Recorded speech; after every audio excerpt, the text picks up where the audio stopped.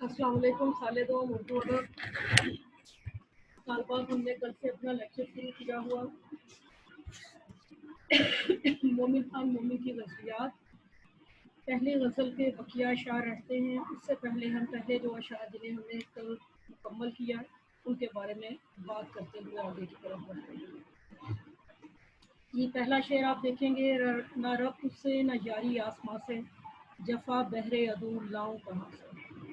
ना तो मेरा उससे रब्त है और ना ही आसमान से, मैं अपने रकीब से किसी भी किस्म की जफा करने का मौका या बहाना कहाँ से लाऊं। शायर इस शेर में बयान करते हैं कि मैंने ना तो अपने महबूब से यारी रखी क्योंकि उससे रखा हुआ रब्त मेरे लिए वबाल का सबब बनता, और ना ही मैंने आसमान से याराना रखा है। आसमान के बारे में मैंने आपको कल बताया था कि फ़ारसी शायरी से आने वाली रवायत है जिसकी बुनियाद पे हम ये कहते हैं कि हमारे ऊपर आने वाले वबाल आसमान के समान। अब यानी यही तरीक़ेकार हमारी उर्दू शायरी में बड़ा पुराना ये एक तसव्वुर है जो का तू मौजूद है। शायर कहते हैं इसलिए जब मेरा ना तुझसे और ना ही आसमान से कोई रब्त है तो फिर मैं किसी से भी ज़्यादती क्या करूँ। दूसरा शेर, ये हालत है तो क्या हासिल बियां है, कहूँ कुछ और निकले कुछ ज़ुबान से। मेरी हालत ये है कि मैं कहता कुछ हूँ और ज़ुबान से निकलता कुछ है, मेरे बयान का हासिल ये निकलता है।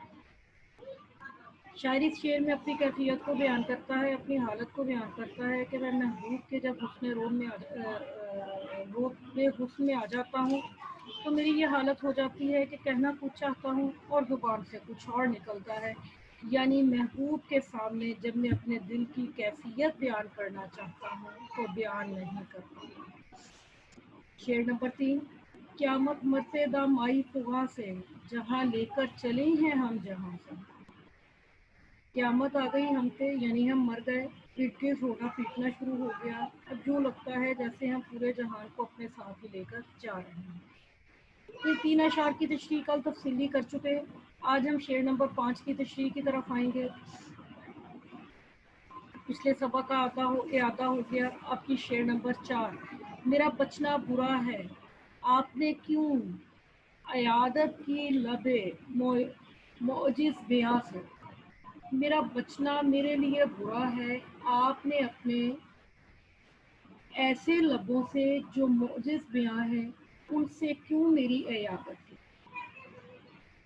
बचना यानी जिंदा रहना, अयादत बीमार कुर्सी को कहते हैं। लबे मोजिज़ बयां वो लब जो अनहोनी बातें करें, मोजज़ा बयान करने वाले लब यानी ऐसे लब जो कि ऐसी बातें बयान करें जो कि हो नहीं रही, मोजज़े वाली बातें। शायरी शेर में बयान करते हैं, ऐ मेरे महबूब मेरे लिए मेरा बचना बहुत बुरा था, मेरे लिए ज़्यादा अच्छा ये था कि मैं मर ही जाता, तुमने मेरी अयादत अपने लबों से क्यों की। उसका ये नतीजा निकला कि मैं फिर दोबारा जी उठा हूँ। इस शेर में शायर ने अपने महबूब से शिकवा किया है, गिला किया है। शायर कहते हैं कि तुझसे जुदाई दूरी मेरे लिए बड़ी तकलीफ का सबब थी, तेरी तरफ से मिलने वाली अजियतें मुसीबतें सबकी सब मेरे लिए तकलीफ का सबब थी। मैंने अपनी ज़िंदगी ऐसे गुजारी जैसे कि मैं हर लम्हा तपती हुई आग में हूँ।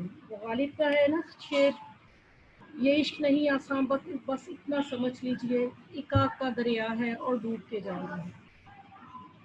शायर कहते हैं कि मैंने अपनी ज़िंदगी इसी कैफियत में बसर की, मैं जिंदा दरगोर था, मेरी बीमारी इश्क का कोई इलाज नहीं, लेकिन तूने मेरी मसीहाई ऐसे की कि मैं फिर दोबारा बच गई।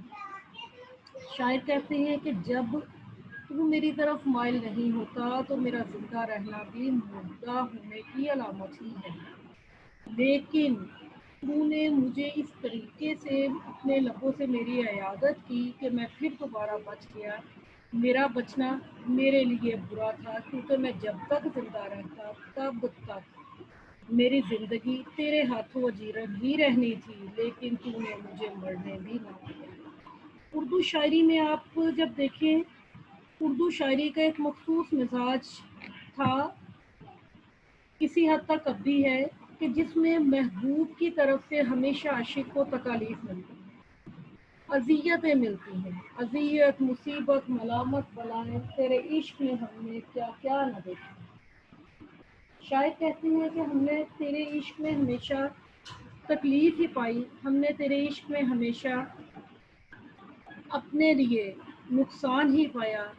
اب جب ہم نے مرنا چاہا تو تو نے ہمیں مرنے بھی نہ دیا۔ محبوب تکالیف بھی دیتا ہے اور اس کے بعد سکون سے مرنے بھی نہیں دیتا، کیونکہ وہ یہ چاہتا ہے کہ اس کے چاہنے والے موجود رہیں جن پہ وہ ظلم و ستم کے پہاڑ توڑتا چلا جائے، تاکہ اس کی انا کی تسکین ہوتی رہے۔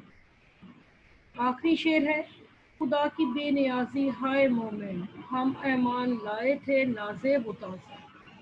اے مومن، خدا کی بے نیازی تو دیکھو کہ ہم ناز بتاں دیکھنے سے اللہ پر ایمان لے آئے تھے۔ بے نیازی بے پرواہی کو کہتے ہیں، ناز بتاں محبوبوں کے ناز نخرے کو کہتے ہیں۔ شاعر کہتے ہیں کہ اللہ رب العزت کی بے پرواہی، بے نیازی دیکھیے، وہ ایسا بے نیاز ہے کہ اس نے ایسے خوبصورت چہرے بنا دیے کہ جب ہم نے ان خوبصورت چہروں کو دیکھا تو ہم اس پر ایمان لے آئے، ہم اس پہ یقین لے آئے۔ اللہ تعالیٰ خالق کائنات ہے اور اس میں جتنی مخلوقات ہیں سب اسی کی پیدا کرتے ہیں۔ اس کی ذات پر ایمان لانا یقیناً انسان ہونے کے ناطے ہم پہ فرض ہے۔ ہم نے اللہ رب العزت کو نہیں دیکھا، اس کے باوجود ہم اللہ رب العزت پر ایمان لاتے ہیں، اس کے بتائے احکامات پہ عمل کرتے ہیں۔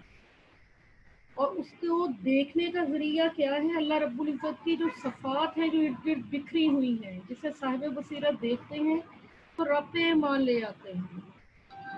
اللہ پہ ایمان لانے کا طریقہ یہ ہے کہ ہم کائنات میں بکھری ہوئی اس کی نشانیاں دیکھیں۔ کائنات میں اس کی نشانیوں کو جب ہم دیکھتے ہیں، پا لیتے ہیں، تو ہم اللہ رب العزت پہ یقین لے آتے ہیں۔ ہمیں اس بات کا یقین ہو جاتا ہے کہ اللہ رب العزت وحدہ لا شریک ہستی ہے جو کہ اس کائنات کے نظام کو چلا رہی ہے۔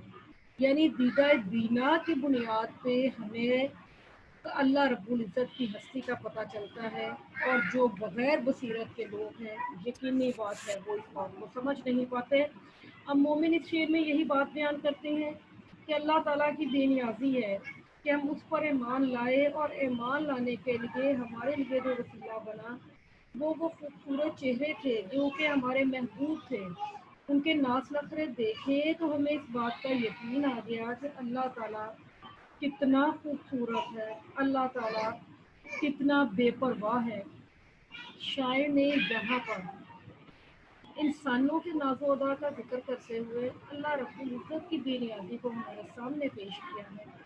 شاعر کہتے ہیں کہ دنیاوی جو محبوب ہیں نا، ان کی نزاکتیں دیکھیں، ان کے انداز دیکھیں تو ہمیں اس بات کا ہو جاتا ہے یقین کہ جو حقیقی کائنات کا مالک ہے، کائنات کا حقیقی مالک یعنی اللہ رب العزت، اس کی بے نیازی، اس کا انداز، اس کا زندگی کو چلانے کا طریقہ کار اتنا خوبصورت ہے، ہمیں اس پر ایمان لانے کے لیے کوئی اور شہادت چاہیے ہی نہیں۔ کائنات میں بکھری ہوئی شہادتیں اتنی کہ جب ہم ان کی طرف ہم نظر اٹھا کے دیکھتے ہیں تو ہمیں اپنے اللہ رب العزت وحدہ لا شریک پہ یقین ہو جاتا ہے کہ وہ رب کائنات ہے، وہ رب دو جہاں ہے، وہ کائنات کا ایسا رب ہے جو واحد ہے، جو یکتا ہے۔ اگر آپ قرآن پاک میں دیکھیں، سورہ اخلاص میں اللہ رب العزت نے واضح اپنی وحدانیت کو بیان کیا ہے۔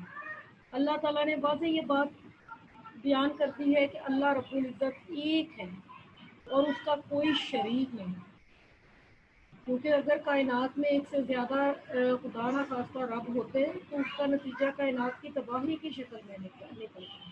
یہ اللہ رب العزت کی وحدانیت ہے کہ نظام کائنات اس قدر بہتر انداز میں چل رہا ہے۔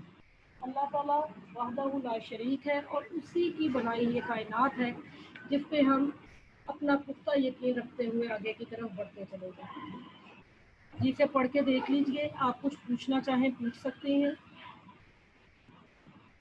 آخری شعر کی تشریح آپ لکھ کے مجھے واٹس ایپ کریں گے، جو آپ کے یہ تشریح طلب کوئی بات رہ گئی ہے اسے آپ ابھی ڈسکس کر لیجیے۔